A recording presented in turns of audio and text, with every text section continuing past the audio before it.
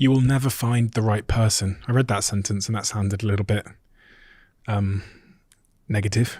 I think I read it in your book. You will never find the right person. Well, I was teasing gently our old friends, the romantics, who tell us that, of course, we will find the right person. And the belief in the right person has led to more rage, more disappointment, more frustration than any other. You know, if you tell people you will find the right person, and if you build up a model of what it will mean to find the right person, you will be dooming people to disappointment if, for example, they meet somebody who's really good, in many ways very, very good, but they've had an argument with them. Oh, I'm not supposed to argue with somebody that is the right person. We're supposed to be blissful. So I'm teasing really the concept of rightness.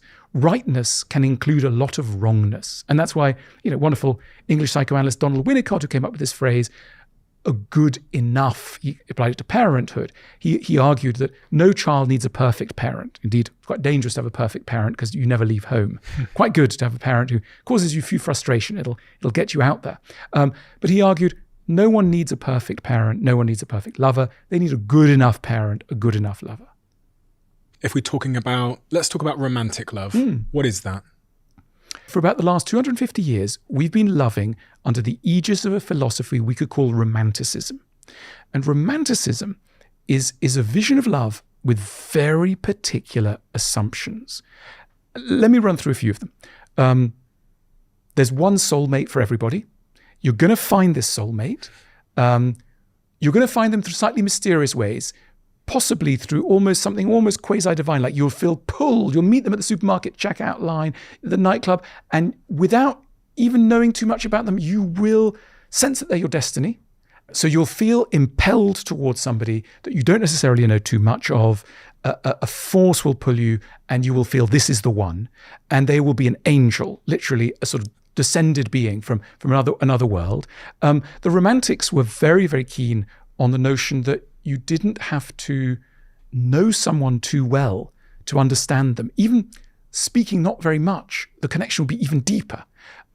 These are some of the difficulties that the modern world has created. We tend to believe nowadays that love is an emotion that we should feel, never a skill that we should learn.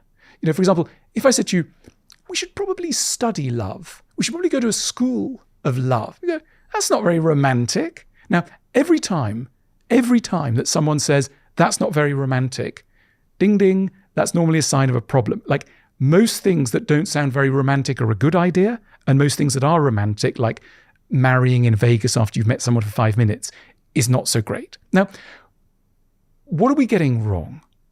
One of the things we're getting wrong is this whole business of instinct, right? So we tend to believe that love will pull us instinctively towards marvelous people that will be correct for us. The old world, people were set up in relationships. You'll marry this person because of this reason. That person goes well with my family, blah, blah. In other words, nothing to do with you. You're put together with somebody. Nowadays, we're nominally free to choose anyone. Hooray, fantastic. Aren't we going to make great choices? No. Why don't we make great choices? Because we're not free.